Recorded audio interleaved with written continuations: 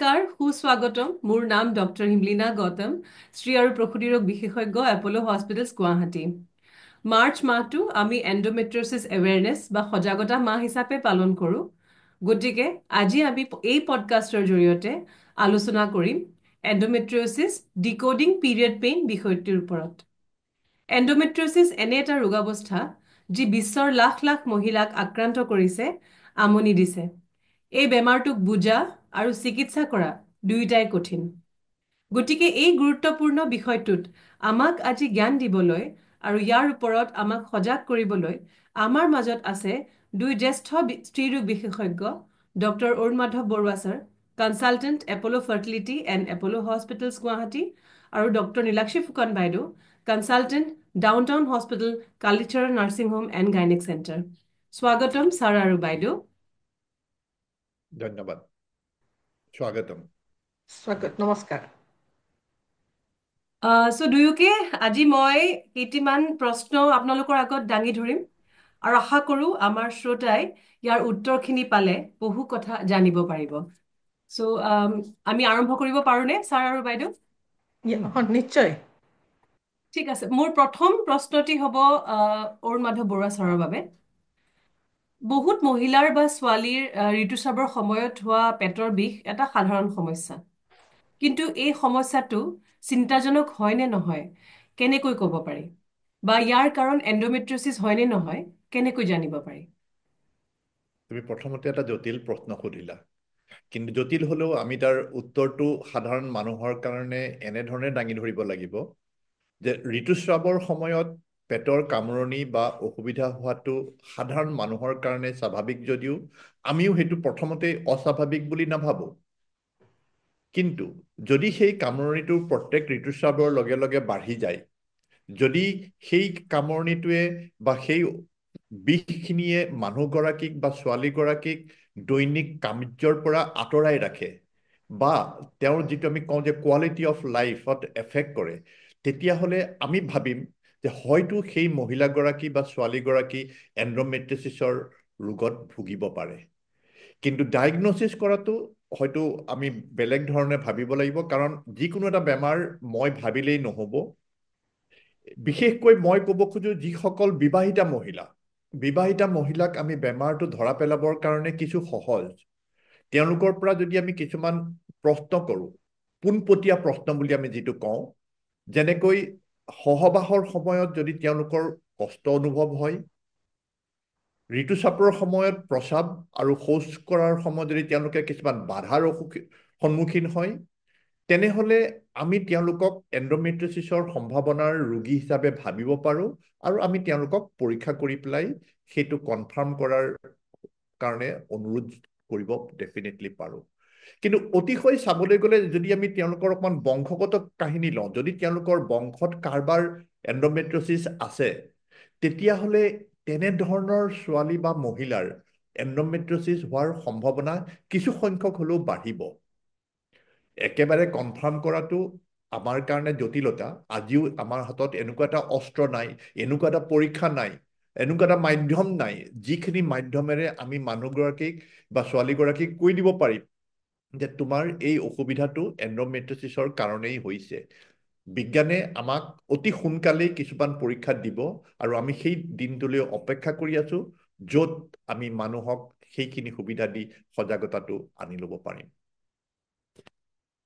হয় ছাৰ বহুত ধন্যবাদ আপোনাৰ উত্তৰখিনিৰ বাবে মোৰ দ্বিতীয় প্ৰশ্নটি হ'ব নীলাক্ষী বাইদেউলৈ এণ্ডোমেট্ৰিয়ছিছৰ কথা আজিকালি আমি বহুত শুনা পাওঁ দৰাচলতে এণ্ডোমেট্ৰিয়ছিছনো কি হয় বাৰু আৰু আমি ইয়াৰ বিষয়ে কিয় জনাটো উচিত ধন্যবাদ হিমলিনা খুব দৰকাৰী প্ৰশ্ন এটা কৰিছা এই উত্তৰটো দিয়াৰ আগতে মই ভাবোঁ যে মই ৰাইজক এই এণ্ডোমেট্ৰিয়ছিছ কি সেইটো কাৰণে এখন ফটো দেখাব খুজিছোঁ সকলোৱে নিশ্চয় দেখা পাইছে ফটোখন এইটো হ'ল আমাৰ গৰ্ভাশয় আৰু এই ফেলোপিয়ান টিউব বুলি কয় যি অসমীয়াত আমি ডিম্ব নলী বুলি কওঁ আৰু এইটো হ'ল অভাৰী সাধাৰণতে ডিম্বাশয় বুলি কয় আৰু এই হ'ল জৰায়ুৰ ভিতৰত এটা যিটো ৰঙা লাইনিং দেখিছে সেইটোক ইউটাৰাছৰ মানে জৰায়ুৰ এণ্ডোমেট্ৰিয়াম বুলি ইংৰাজীত কোৱা যায় য'ৰ পৰা মাহে মাহে আমাৰ ঋতুস্ৰাৱ হয়।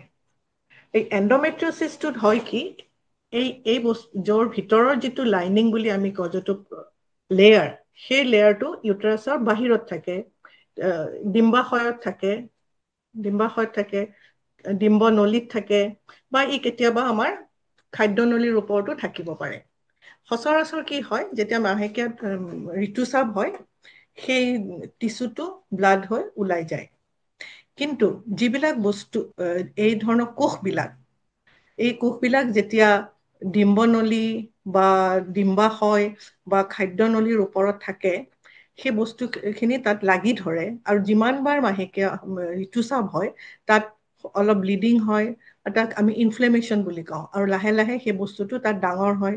তাৰ আশে পাশে যি যি আমাৰ অংগ পতংগ থাকে, ধৰক অভাৰীৰ ওচৰত ইণ্টেষ্টাইন, খাদ্য নলী থাকিলে, বা অমেণ্টাম বুলি কয়, সেইবিলাক আহি তাত লাগি ধৰে।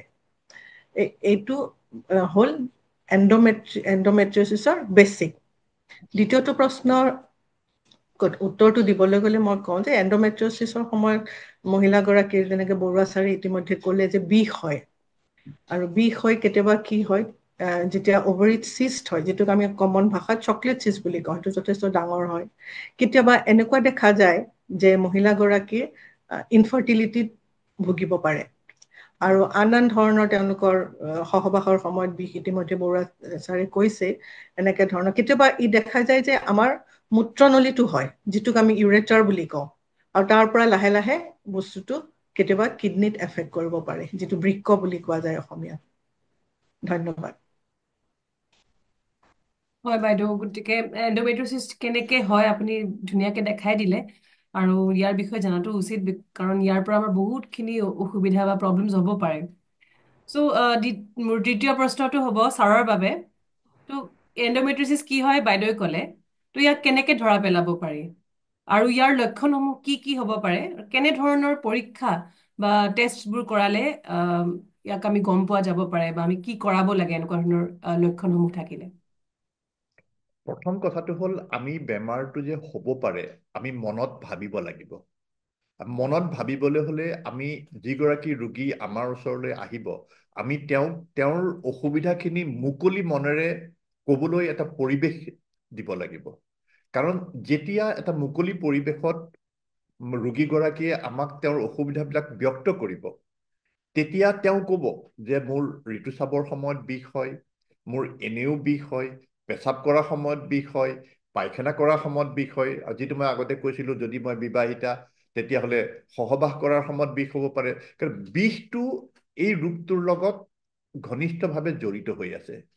কিন্তু এগৰাকী ছোৱালীৰ বিষ সহ্য কৰিবৰ ক্ষমতাটো সকলোৰে একে নহয়, কাৰোবাৰ কম হয়, কাৰোবাৰ বেছি হয়। সেই অনুপাতে আমি দেখিছোঁ যে এই বেমাৰটোৰ বহু ক্ষেত্ৰত বিষ নথকাকেও থাকে। গতিকে বিষটো যদিও আমি প্ৰধান লক্ষ্য বুলি ধৰি লৈছোঁ, কিন্তু অকল বিষটোৱেই যে ইয়াৰ প্ৰাথমিক লক্ষণ সেইটো নহয়। আমি দেখিছোঁ যে আমাৰ সমাজত আজিও বেমাৰ আৰম্ভ হোৱাৰ পৰা বেমাৰ ধৰা পৰালৈকে এটা ব্যতিক্ৰম থাকে। কমেও 7 বছৰলৈকে বা 10 বছৰলৈকে আমি এই বেমাৰটোৰ বিষয়ে ধৰা পেলোৱাত আমি অসুবিধা পাওঁ।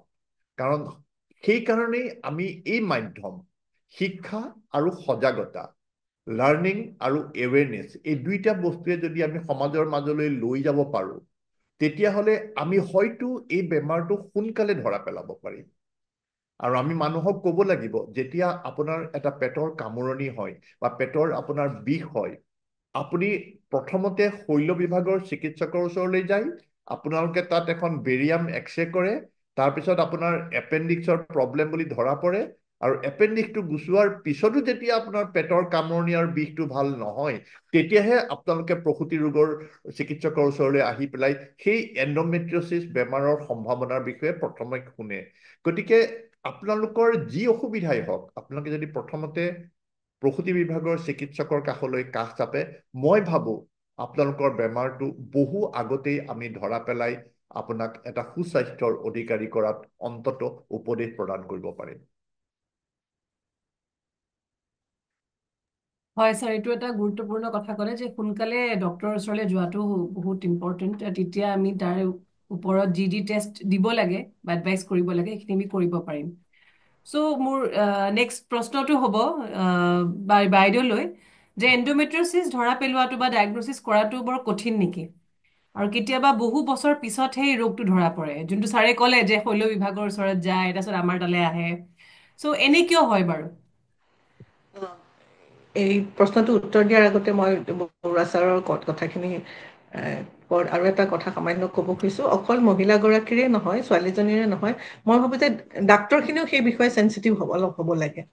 তেওঁলোকেও জানিব, প্ৰথমতে যেতিয়া ছোৱালীজনী যায়, তেওঁক চোৱাৰ লগে লগে যেনেকে চাৰ্জাৰী বিভাগলৈ ৰেফাৰ কৰি দিয়ে, তাৰ আগতেও গতিকে আমাৰ যিবিলাক গ্ৰাছৰুটত আছে চিকিৎসক, তেওঁলোকেও যাতে এই বিষয়ে অলপ সজাগ হয়, তেতিয়াহ'লে আমি এইটো হয়তো সোনকালে ধৰা পৰাব পাৰে। এইটো যেনেকে ধৰা এইবিলাক ডায়েগনচিছ কৰোঁতে দেৰি হয় এটা কথা। প্ৰত্যেকৰে যিটো পেইন থ্ৰেছহল্ড বুলি কওঁ আমি, বিষ মানে বিষটো বিয়েৰ কৰাৰ যিটো ক্ষমতা চবৰে একে নহয়। কিছুমানে বহুত বিষো টলাৰেট কৰে, গতিকে তেওঁলোকৰ আহোঁতেও বহুত দেৰি হয়। আৰু এটা কথা কি হয়, যিবিলাক ধৰক মাধ্যম আছে ডায়েগনচিছৰ, ধৰক আল্ট্ৰাছাউণ্ড বা সাধাৰণভাৱে যিবিলাক আমি মেনুৱেল এক্সামিনেশ্যন বুলি কওঁ, হাতেৰে চাই যিবিলাক দেখা যায়, সেইবিলাক দেখা যায় যে বহুত ক্ষেত্ৰত চকলেট চিষ্ট বা ডাঙৰ চিষ্ট নাথাকিলে বাকী বস্তুবিলাক ইমান সোনকালে ডায়েগনচিছ কৰাটো অলপ অসুবিধা। কিন্তু আজিকালি যিবিলাক নতুন নতুন পদ্ধতি ওলাইছে, হাই ৰিজলিউশ্যন আল্ট্ৰাছাউণ্ড বা তেনেকুৱা কিছুমান পদ্ধতি ওলাইছে, যাৰ কাৰণে কিছু সংখ্যক মহিলাৰ সোনকালে ডায়েগনচিছ হ'ব পাৰে। কিছুমান ডিপ এণ্ডোমেট্ৰিয়ছিছ বুলি কয়, DIE, ডিপ ইনফিল্ট্ৰেটিং এণ্ডোমেট্ৰিয়ছিছ, সেইবিলাকো সাধাৰণ ছ'ন'গ্ৰাফি ডায়েগনচিছ নহয়। সেইবিলাকৰ কাৰণে হাই ৰিজলিউশ্যন লাগে, MRI লাগে, এনেকুৱা কিছুমান পদ্ধতি আছে যাৰ কাৰণে এইটো হয়। আৰু দ্বিতীয় ভাগটো কি সুধিছিলা হিমলিনা, ক'বা? হেল্ল' হিমলিনা। বাইদেউ, মই সুধিছিলো যে বহু বছৰ পিছলৈ কিয় ধৰা পৰে, মানে আমি বহুত বছৰ কিয় ধৰা নেপেলোৱাকে থাকি যায় মানে বেমাৰটো? আপুনি কৈছে এইটো প্ৰথম কথা, ইতিমধ্যে কথাখিনি গোটেইখিনি কোৱা বুজি পালে চাগে ৰাইজে। সেইটোৱে প্ৰথম কথা হৈছে, মহিলাগৰাকী দেৰিকে আহে, আৰু যিবিলাক আমাৰ সাধাৰণ পদ্ধতি আছে সেইবিলাকৰ ডায়েগনচিছ হওঁতে দেৰি হয়। সেইকাৰণে আমি দেখোঁ যে ইনফাৰ্টিলিটি লৈ যিবিলাক মানুহ আহে, সেইবিলাকতহে আমি বহুত দেৰিকে বস্তুটো ধৰা পেলাব পাৰোঁ। হয় বাইদেউ, তাকে আল্ট্ৰাছাউণ্ড MRI বহুতখিনি সহায় কৰিছে, আৰু হয়তো আমি কেতিয়াবা লাষ্টত লেপাৰস্কপি কৰিও চাব লগা হয়, এনেকুৱাও কেতিয়াবা হ'ব লগা হয়, হয়। মানে ডেফিনেটলি লেপাৰস্কপিটো হয় আই মিন গ'ল্ড ষ্টেণ্ডাৰ্ড। মানে কেতিয়াও একো ধৰা পৰা নাই, পেচেণ্টৰ পেইন চলিয়ে আছে, পেইন আছেই, তথাপিও লাষ্টত আমি এটা লেপাৰস্কপি কৰিলেও কেতিয়াবা দেখা যায় যে হয় এণ্ডোমেট্ৰিয়ছিছ আছে। সেইটো তেনেকৈও আমাৰ ধৰা পেলোৱা যায়। চ' ধন্যবাদ বাইদেউ। মোৰ পঞ্চমটি প্ৰশ্নটো হ'ল প্ৰব্লেম হৈছে নেকি? ছাৰৰ বাবে। ছাৰ, আমাৰ জীৱনশৈলী আৰু খোৱা খাদ্য বা আহাৰৰ কিবা প্ৰভাৱ আছে নেকি এণ্ডোমেট্ৰিয়ছিছ ৰোগটো হোৱাত আৰু নিয়ন্ত্ৰিত কৰাত? এণ্ডোমেট্ৰিয়ছিছ ৰোগটো সম্পূৰ্ণ নিৰাময় কৰিব পৰা ক্ষমতাটো কাৰো ওচৰত এতিয়ালৈকে প্ৰতিফলিত হোৱা নাই, বা বিজ্ঞানেও আমাক দেখুৱাই দিব পৰা নাই। কিন্তু আমি মন কৰিছোঁ যে যদি আমাৰ জীৱনৰ গতিধাৰা বা খাদ্যত আমি কিছু সালসলনি আনিব পাৰোঁ, তেতিয়াহ'লে বেমাৰটো আমি নিৰাময় কৰিব নোৱাৰিলেও আমি অন্ততঃ নিয়ন্ত্ৰণ কৰিব পাৰিম। অন্ততঃ য'ত আমি নিৰাময় কৰিব নোৱাৰোঁ, তাত যদি আমি নিয়ন্ত্ৰণ কৰিব পাৰোঁ, আমি ভাবোঁ যে সেইটো সমাজৰ কাৰণে এটা বহুত ডাঙৰ উপদেশ। গতিকে এই নিয়ন্ত্ৰণ কৰাৰ ক্ষেত্ৰত আমি দেখোঁ যে কিছুমান খাদ্য আমি এৰাই চলিব লাগিব, আৰু কিছুমান সুখাদ্য আমি দৈনিক আহাৰৰ লগত গ্ৰহণ কৰিব লাগিব। কিছুমান খাদ্য আছে, যেনে মাহজাতীয় খাদ্য, শাক-পাচলি, ফল-মূল, ওমেগা-3 ফেটি এচিডৰ বিষয়ে প্ৰায়ে সকলোৱে আজিকালি ক'বলৈ লৈছে। গতিকে এই ধৰণৰ খাদ্যবিলাক আমি যদি নিয়মীয়াকৈ গ্ৰহণ কৰোঁ, অন্ততঃ বেমাৰটো আগুৱাই যোৱাত বা বিস্তাৰিত হোৱাত কিছু পৰিমাণে বাধা আহিব। ঠিক তেনেকে কিছুমান এণ্টি ইনফ্লেমেটৰী ডায়েট আছে। এণ্টি ইনফ্লেমেটৰী ডায়েটৰ ভিতৰত আমি যিখিনি কথা কৈছিলোঁ এতিয়া সেইখিনিও পৰিব। কিন্তু কিছুমান খাদ্য আছে যিবিলাকে আমি ইংৰাজীত কওঁ প্ৰচেছ ফুড, সংৰক্ষণীয় খাদ্যবিলাক, গাখীৰৰ বস্তুবিলাক বা কেফেইন জাতীয় বস্তুবিলাক, যিবিলাক অতিৰিক্ত কফি বা চাহত যিবিলাক ৰোগীয়ে বা যিসকল ব্যক্তিয়ে কেফেইন বেছিকে গ্ৰহণ কৰে সেইসকল ৰোগীক আমি দেখিছোঁ, বা ইভেন ৰেড মিট যিটো ৰঙা মাংস বুলি আমি কওঁ, সেইসকলক যদি আমি উপদেশ দিব পাৰোঁ যে এইবিলাক খাদ্যই তোমালোকৰ বেমাৰটো বাঢ়ি যোৱাত সহায় কৰে, ডেফিনেটলি তেওঁলোকক আমি এটা নিৰামূল পথলৈ অগ্ৰসৰ কৰিবলৈ উপদেশ দিব পাৰিলোঁ। ঠিক তেনেকে ব্যায়াম, আমি সকলোৱে জ্ঞাত যে ব্যায়াম সকলোৰে কাৰণে সকলো মুহূৰ্ততেই উপকাৰী। আমি যদি য়োগাৰ কথা কওঁ, আমি যদি জুম্বাৰ কথা কওঁ, আমি যদি যিকোনো ষ্ট্ৰেচিং এক্সাৰচাইজৰ কথা কওঁ, সকলোৱে সকলো ৰোগতেই এটা উপকাৰী ৰূপ হিচাপে আহি পৰে। ঠিক তেনেকে এণ্ডোমেট্ৰিয়চিছৰ লগত যিহেতু বিষটো জড়িত হৈ আছে, আমি এইখিনি এক্সাৰচাইজৰ সহায় লৈ পেলাই আমি মানুহগৰাকীক অন্ততঃ কিছুমান মুকলি বনেৰে থাকিব পৰাকে, এটা বেটাৰ কোৱালিটি অফ লাইফ দিব পৰাকে আগবাঢ়ি যাবলৈ উপদেশ দিব পাৰোঁ। হয় ছাৰ, এণ্টি অক্সিডেণ্টছ আৰু এণ্টি ইনফ্লেমেটৰী ডায়েট এইটো আমাৰ কাৰণে বহুত ইম্পৰ্টেণ্ট। এণ্ডোমেট্ৰিচিছ এটলিষ্ট প্ৰিভেনশ্যন নকৰিলেও কিছু তাৰ পৰা আমি মানে পৰিত্ৰাণ পাবলৈ। হয় হয়। মই মই পটককে এটা কথা ক'ব খুজিছোঁ ইয়াতে। নতুনকে এটা কিছুমান গৱেষণাৰ পৰা দেখা গৈছে যে এণ্ডোক্ৰাইন ডিছৰাপ্টিং কেমিকেল কিছুমান থাকে, যিবিলাক ধৰক থেলাইটছ বুলি কয়, যিটো আমাৰ প্লাষ্টিকত থাকে, কীটনাশক দ্ৰব্যত থাকে, ইভেন ডাই, এইবিলাক বস্তুটো থাকে, যিবিলাক দেখা গৈছে যে এণ্ডোমেট্ৰিয়চিছৰ লগত অলপ এছ'চিয়েটেড হৈ থাকে। গতিকে জীৱনশৈলীৰ ভিতৰত এনেকুৱা কিছুমান বস্তু যদি আমি পৰা আঁতৰি থাকিব পাৰোঁ, হয়তো আমি কিছু পৰিমাণে এই ৰোগৰ পৰা উপশম কৰিব পাৰিম। পাৰফিউমটো এটা আমি এৰাই চলিব পৰা বস্তু, যথেষ্টখিনি অৰিহণা যোগায় এণ্ডোমেট্ৰিয়চিছটো বাঢ়িবৰ কাৰণে। হয় হয়। চ' এই গৱেষণাবোৰ বাৰু চলিয়ে আছে, আৰু আমিও লাহে লাহে গম পাইছো যে এইবোৰ আৰ্টিফিচিয়েল বস্তুৰ পৰা আমাৰ বহুতখিনি বেমাৰ হ'ব পাৰে। চ' সেইখিনি গ'ল আমাৰ লাইফষ্টাইল বা জীৱনশৈলীৰ ওপৰত। তো মোৰ নেক্সট প্ৰশ্নটি হ'ল বাইদেউৰ বাবে। চ' এণ্ডোমেট্ৰিয়চিছৰ বাবে বিভিন্ন চিকিৎসা বিকল্পসমূহ কি কি আছে বাইদেউ? আৰু লগতে মই একেলগে সুধি দিব বিচাৰো যে হিষ্ট্ৰেক্টমী মানে জৰায়ু গুচোৱা যোনটো অস্ত্ৰোপচাৰ, সেইটো প্ৰয়োজনীয় নেকি সকলোৰ বাবে, বা সম্পূৰ্ণ নিৰাময় পোৱা যায় নেকি হিষ্ট্ৰেক্টমী কৰালে? খুব কঠিন এটা প্ৰশ্ন সুধিলা হিমলিনা। ইয়াৰ চিকিৎসা বুলি ক'লে মহিলাগৰাকীৰ যেতিয়া আহে, তেওঁ প্ৰায়ৰিটিজ লৈ আমাৰ চিকিৎসাটো হয়। তেওঁ কোন বয়সত আহিছে, তেওঁ এতিয়া মানে সন্তান গৰ্ভধাৰণ কৰিব বিচাৰিছে নে তেওঁ মেনপজৰ সময়ত আহিছে, গতিকে গোটেইখিনিৰ ওপৰত নিৰ্ভৰ কৰিব। গতিকে ছোৱালীজনী যদি বিশেষকে বিষ লৈ আহিছে, তাৰ য়াং এজত আহিছে, তেতিয়াহ'লে আমাৰ সদায় হ'ব যে আমি অস্ত্ৰোপচাৰলৈ নাযাওঁ। এনে ক্ষেত্ৰত যদি চিষ্টটো থাকে, তেতিয়াও হয়তো আমি ঔষধ দি, নানান ধৰণৰ হৰমন আজিকালি পোৱা যায়, নানান ধৰণৰ ঔষধ ওলাইছে, গতিকে তেনেধৰণৰ ঔষধবিলাক আমি ব্যৱহাৰ কৰিব পাৰোঁ।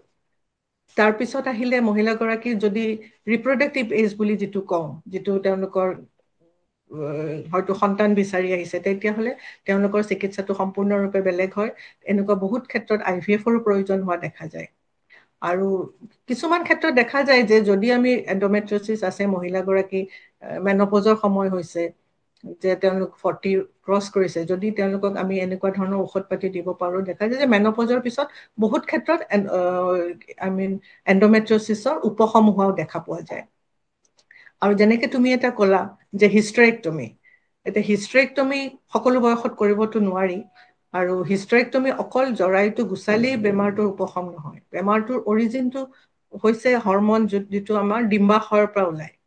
গতিকে এইটো এজত কৰিলে গোটেইখিনি যদি তুমি গুচোৱা, যে জৰায়ু গুচালা, ডিম্বাশয় গুচালা, সেইটো যিটো পচিবল হয় মেনপজৰ সময়ত, তেনেকুৱাত হয়তো তুমি পাবা উপশম, কিন্তু কম বয়সত কৰিলে এই বস্তুটো তেনেকে উপশম নহয়।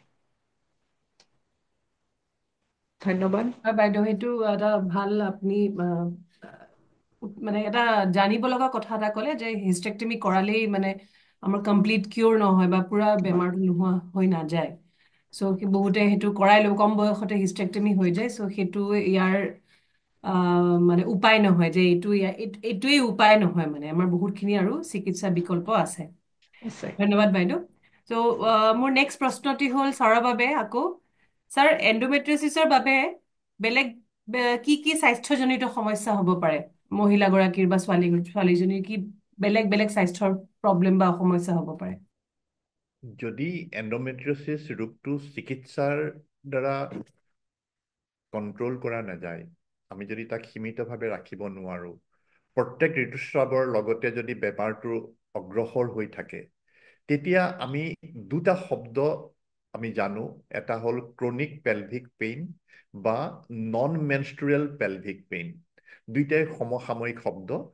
এইকেইটা হোৱাৰ ফলত ব্যক্তিগৰাকী আমি দেখিছোঁ, আমি ইংৰাজীত কওঁ স্কাৰ টিচু আৰু এডিশ্যন। স্কাৰ টিচুৰ অসমীয়া ক'বলৈ গ'লে মই চেষ্টা কৰি চাইছিলোঁ, দাগযুক্ত কলা বুলি পেলাই এটা শব্দ আছে, কিন্তু মই নিজে ইমান তাৰ সম্বন্ধে নাজানো।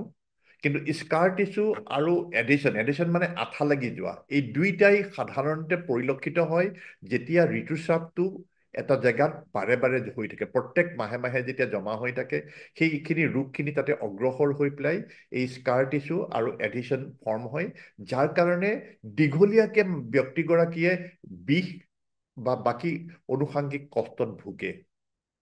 ফৰ এক্সাম্পল, প্ৰস্ৰাৱৰ ৰাস্তাত যদি বেমাৰটো হয়, তেওঁ প্ৰস্ৰাৱ কৰোঁতে জটিলতা অনুভৱ কৰিব।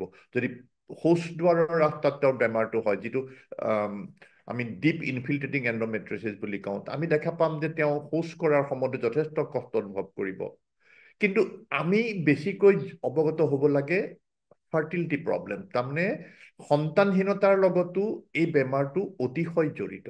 আমি দেখা পাইছোঁ, আমি আমাৰ নিজৰ অভিজ্ঞতাৰ পৰা কৈছোঁ, যদি আমি 100জন সন্তানহীনতাৰ ৰোগীক আমি চাওঁ, তাৰে অন্ততঃ 50জনৰ পৰা 60% আমি এই ৰোগ এণ্ডোমেট্ৰিয়ছিছ ৰোগটো প্ৰতিফলিত বা থকাটো আমি দেখা পাওঁ, যদিও তেওঁলোকৰ খুব সাংঘাতিক পেটৰ বিষ বা পেট কামৰণি নাথাকে। গতিকে পুৰণা হৈ গ'লেই বেমাৰটোৱে অগ্ৰসৰ কৰে আৰু ওচৰে পাজৰে থকা বিভিন্ন অংগ প্ৰত্যংগত সি এটেক কৰে। এতিয়া কিবা কাৰণে যদি সেই লেয়াৰটো আমাৰ হাওঁফাওত আছে, আমি দেখা পাম যে সেই ৰোগীগৰাকীয়ে প্ৰত্যেক মাহে মাহে কাহি কাহি ঋতুস্ৰাৱখিনিকে তেজ হিচাপে উলিয়াই আছে।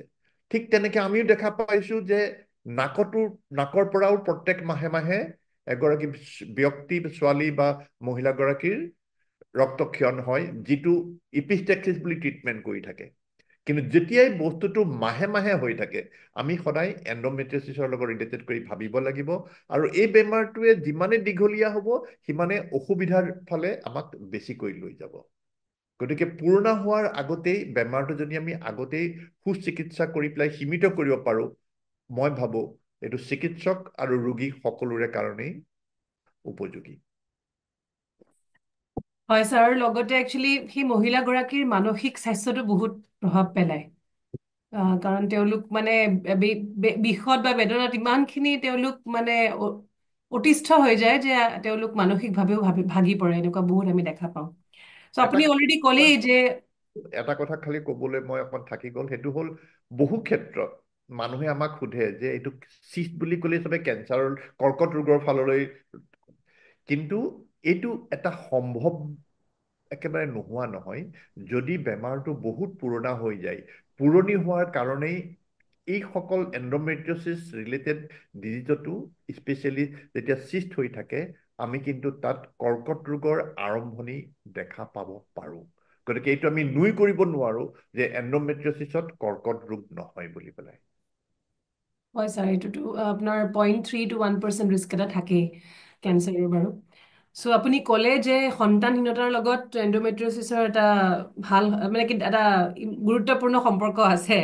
চ' বাইদেউলৈ মোৰ নেক্সট কুৱেশ্যনটো হ'ল যে এণ্ডোমেট্ৰিয়ছিছৰ বাবে সন্তানহীনতা কিয় হয় বাৰু?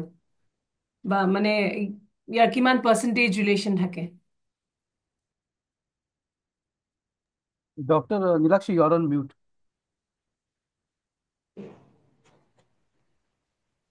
হিমলিনা, তুমি এটা বৰ $1 million কুৱেশ্যন এটা সুধিলা।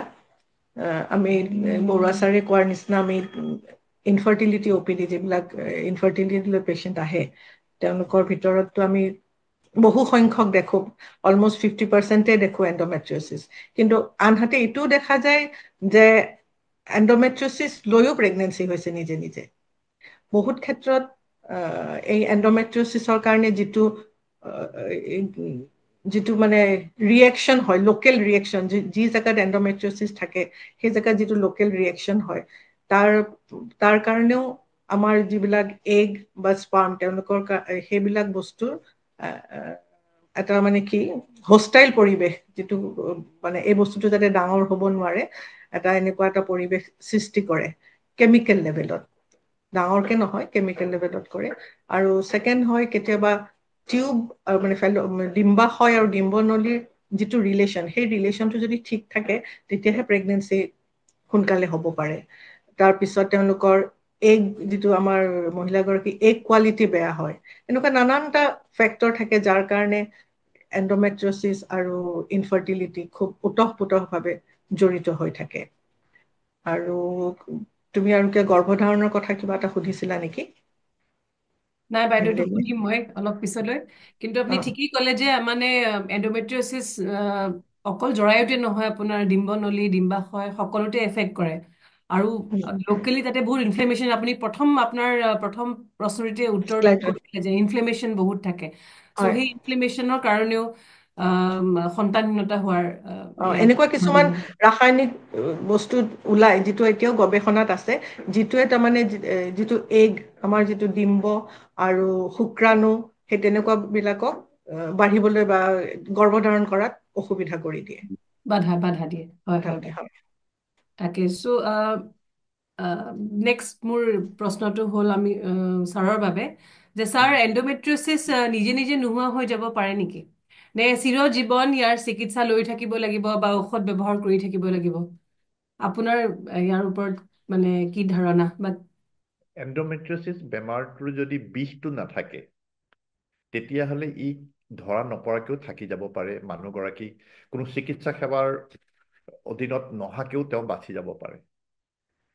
কিন্তু মই সদায় ভাবোঁ যে যেতিয়া মানুহগৰাকী চিকিৎসা সেৱাৰ অধীনলৈ আহে, তেওঁৰ গুৰুত্বপূৰ্ণ কিছুমান অসুবিধা থাকে, আৰু সেইটোত বিষটো এটা গুৰুত্বপূৰ্ণ বস্তু, সন্তানহীনতাৰ এটা দ্বিতীয় গুৰুত্বপূৰ্ণ বস্তু, আৰু তৃতীয়তে আমি দেখা পাওঁ যিটো আমি ঋতুস্ৰাৱবিলাক ভিতৰতে জমা হৈ হৈ টিউমাৰ বা চিষ্ট হৈ পেলাই এটা ডাঙৰ বস্তু যদি তেওঁ অনুভৱ কৰে যে অনবৰতে মোৰ সোঁফালে বা বাওঁফালে কিবা গোটা বস্তু এটা পাইছোঁ, তেতিয়াও তেওঁ চিকিৎসাৰ কাষলৈ আহে। কিন্তু প্ৰধান লক্ষণ আজিও বিষ। গতিকে আমি তেখেতৰ অসুবিধাবিলাক যদি শুনো, আমি ধৈৰ্য ধৰি যদি তেখেতে ক'ব বিচৰা সকলো কথাই যদি আমি কাণ পাতি পেলাই নিয়াৰিকৈ শুনো, মই ভাবোঁ যে তেওঁলোকৰ 50% বিষ নিজে নিজে আঁতৰি, কাৰণ তেওঁলোকে ভাবে যে অকল তেওঁৰে হৈছে, বেলেগ কাৰো হোৱা নাই। ঠিক তেনেকে আমি কিছুমান ছাপোৰ্ট গ্ৰুপ তৈয়াৰী কৰোঁ। সেই ছাপোৰ্ট গ্ৰুপৰ মাজত ইজনে সিজনৰ লগত যেতিয়া নিজৰ বিষটোৰ বিষয়ে আলোচনা কৰে, তেওঁলোকে ভাবে এইটো অকল মোৰে অসুবিধা নহয়, এনেকুৱা ৰোগত বেলেগো ভুগি আছে। গতিকে জ্ঞান আৰু সমসাময়িক ছাপোৰ্ট গ্ৰুপ যদি আমি তৈয়াৰ কৰি ল'ব পাৰোঁ, তেতিয়াহ'লে এই সকল ৰোগী যথেষ্টখিনি আৰামপ্ৰিয় হৈ থাকিব পাৰিব। কিন্তু এটা কথা ঠিক, কেতিয়াও এই বেমাৰটো নিৰাময় নহয়। সম্পূৰ্ণ নিৰাময় হ'বলৈ মানুহগৰাকী ঋতুস্ৰাৱ বন্ধ হ'ব লাগিব। কিন্তু যদি ঋতুস্ৰাৱ বন্ধ হোৱাৰ পিছতো কিছুমান পুৰণি বেমাৰৰ লক্ষণ হিচাপে, ক্ৰনিক কমপ্লিকেশ্যন হিচাপে, যেনেকে আমাৰ নীলাক্ষীয়ে কৈছে যে বৃকট আক্ৰান্ত কৰিব পাৰে, দেখিব বেমাৰটো ক'ৰবাত, লক্ষণটো ক'ৰবাত। সেইকাৰণে আমি তেওঁলোকক বুজাটো বহুত দৰকাৰ, তেওঁলোকৰ কাৰণে ছাপোৰ্ট তৈয়াৰী কৰাটো বহুত দৰকাৰ, আৰু তেওঁলোকক ভালকৈ পৰীক্ষা কৰি যাতে বেমাৰটোৱে দুৰ্প্ৰসংগ বেলেগক যাতে অপকাৰ কৰিব নোৱাৰে, আমি সেইটোও তেখেতসকলক আশ্বাসটো দিব পাৰিব লাগিব। হয় ছাৰ, গতিকে মানে সেই মেনোপজ নোহোৱালৈকে আপুনি মানে সেইটোৱে ক'ব বিচাৰিছে যে যে এই যোনটো বেমাৰৰ প্ৰক্ৰিয়া, সেইটো আমাৰ মানে অংগত বা আমাৰ বডিত চলি থাকে। চ' মেনোপজ হোৱাৰ পিছত এইটো লাহে লাহে বা নোহোৱা হৈ যায়। কিন্তু তেতিয়ালৈকে আমাৰ ছাপোৰ্টটো বহুত ইম্পৰ্টেণ্ট। ইন ভুল বুজিব নালাগিব যে মেনপজ হৈ গ'লে বেমাৰখিনি সম্পূৰ্ণৰূপে নিৰাময় হয়। যদি হয় হয় হৈ থকা সময়ত কিছুমান স্থায়ী অলৰেডি কিছুমান ৰোগ সৃষ্টি কৰিছে, ফৰ এক্সাম্পল নীলাক্ষীয়ে কয় ইৰিটেৰিক ষ্ট্ৰিকচাৰৰ কাৰণে আল্টিমেটলি বৃকতো অসুবিধা হ'ব। গতিকে সেইখিনি বস্তু আমি মানুহগৰাকীক বুজাই দি তেওঁক উপযুক্ত চিকিৎসাৰ কাষ চাপিবলৈ উপদেশ দিব লাগিব। গতিকে মেনপজ হৈ গ'লে সম্পূৰ্ণৰূপে নিৰাময় হয় বুলি পেলাই আমি নাভাবোঁ। গতিকে এই লেডি গৰাকী কম আমাৰ হয় মানে মেডিকেল মেনেজমেন্ট দিও বা আমি চাৰ্জাৰী কৰিব লাগে, আমাৰ ফলো আপত থাকিব লাগে। হয় বাইদেৱে কিবা এটা ক'ব বিচাৰিছিল? মানে মেনপজ হৈ গ'লে বস্তুটো মানে পুৰা কিছু সংখ্যক তেওঁৰ চিমটমছ উম, বিলাক উপশম হয়, সেইটোৱে উম, আৰু। হয় হয় বাইদেউ, তাকে গতিকে এই লেডি গৰাকীক আমি সদায় একচুৱেলি আমাৰ ফলো আপত সদায় ৰাখিব লাগে, আমি সদায় ফলো আপ কৰি তত্বাৱধানত থাকিব লাগে, ৰাখিব লাগে আৰু। তত্বাৱধানত ৰাখিব লাগে। হয় হয়। So, বাইদেউ শেষ প্ৰশ্নটি আপোনাৰ কাৰণে, প্ৰেগনেঞ্চি বা গৰ্ভধাৰণ কৰিলে এণ্ডোমেট্ৰিয়ছিছৰ পৰা নিৰাময় পাব পৰা যায় নেকি? ইতিমধ্যে ছাৰে ক'লেই যে এইটো সম্পূৰ্ণৰূপে নিৰাময় নহয়। গৰ্ভধাৰণ হ'লে কিছু সময় তেওঁৰ যিবিলাক চিমটম সেইবিলাক উপশম হৈ থাকিব। ধৰক এটা চকলেট চিষ্ট আছে তাতে, প্ৰেগনেঞ্চি পাৰ হৈ চকলেট চিজকেইটা সৰু হ'ব পাৰে, কিন্তু সি পিছত আকৌ হ'ব। সাময়িকভাৱে কিছুমান চিমটমছৰ উপশম হয়, ডেফিনেটলি হয়, আৰু কিন্তু পুৰাকে নিৰাময় হ'ব বুলি ক'ব নোৱাৰি। এইটো এটা প্ৰগ্ৰেছিভ ডিজিজ। যিমানে মহিলাগৰাকী ঋতুময়ী হৈ থাকিব, ঋতুময়ী হৈ থকাৰ লগে লগে ৰোগটোৰ বাঢ়ি বাঢ়ি গৈ থাকিব। কিন্তু প্ৰেগনেঞ্চি হোৱাৰ লগে লগে যিহেতু প্ৰায় 12 মাহৰ পৰা 16 মাহ 18 মাহ মান মহিলাগৰাকী ঋতুস্ৰাৱৰ পৰা বাচি থাকে, সেইকাৰণেই সেই আগবঢ়া লক্ষণবিলাক বা তাৰ প্ৰভাৱবিলাক শৰীৰৰ নিজৰ ক্ষমতাই কিছু হ্ৰাস কৰে। সেইকাৰণে লক্ষণবিলাক যথেষ্টখিনি কম দেখা পাওঁ আমি। হয়তো এইটোৰ কাৰণে হয়তো আগতে যিবিলাক চিকিৎসা হৈছিলে এণ্ডোমেট্ৰিয়ছিছৰ কাৰণে, যিটোক আমি চিউডো প্ৰেগনেঞ্চি ষ্টেট বুলি কৈছিলে, যে প্ৰেগনেঞ্চি এনেকুৱা মাহেকীয়াটো বন্ধ ৰাখিব যেন মহিলাগৰাকী গৰ্ভৱতী হৈছে, চিউডো প্ৰেগনেঞ্চি ষ্টেটত ৰাখিবলৈ আমাক এডভাইচ দিছিলে। হয় ছাৰ, বহুত ধন্যবাদ বাইদেউ আৰু ছাৰ। গতিকে আমি এই পডকাষ্টৰ আমি এতিয়া শেষৰ সমাপ্তিৰ ফালে আহিছো।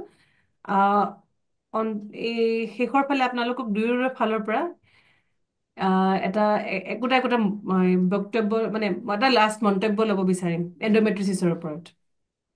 ছাৰ, প্ৰথম ছাৰ।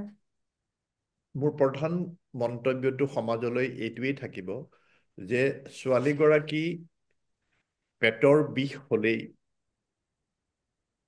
প্ৰসূতি চিকিৎসকৰ কাষলৈ আহি চিকিৎসাটো যাতে কৰে, কাৰণ তেতিয়াহে আমি তেওঁক এটা নিয়াৰিকৈ আগুৱাই নিবৰ কাৰণে, চিকিৎসাৰ সুফল পাবৰ কাৰণে আমি তেওঁক সহায় কৰিব পাৰিম। বেলেগ চিকিৎসকৰ ওচৰলৈ গ'লে জ্ঞানটো অট'মেটিকেলি এটা বেলেগ লাইনৰ ফালে গুচি যাব পাৰে। আৰু যিহেতু এইটো প্ৰগ্ৰেছিভ ডিজিজ, আমি কৈ আহিছোঁ যে বেমাৰটো দিলে হ'ব পাৰে। যিমানে সোনকালে আমি বেমাৰটো ধৰা পেলাম, সিমানে আমি ছোৱালীগৰাকীক সুস্বাস্থ্যৰ অধিকাৰী কৰিবলৈ সক্ষম হ'ম। ৰাইজৰ ফালে মোৰ এটাই অনুৰোধ যে বৰুৱা ছাৰে কোৱাৰ নিচিনা আমিতো সজাগ হ'বই লাগিব।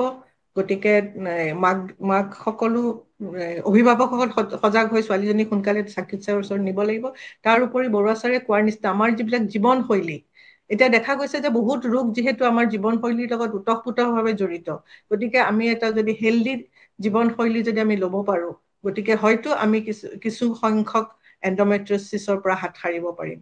কাৰণ আমি এতিয়া দেখা গৈছে যে আমাৰ ইয়াত লাহে লাহে এণ্ডোমেট্ৰিয়ছিছ বহুত বেছি হোৱা হৈছে।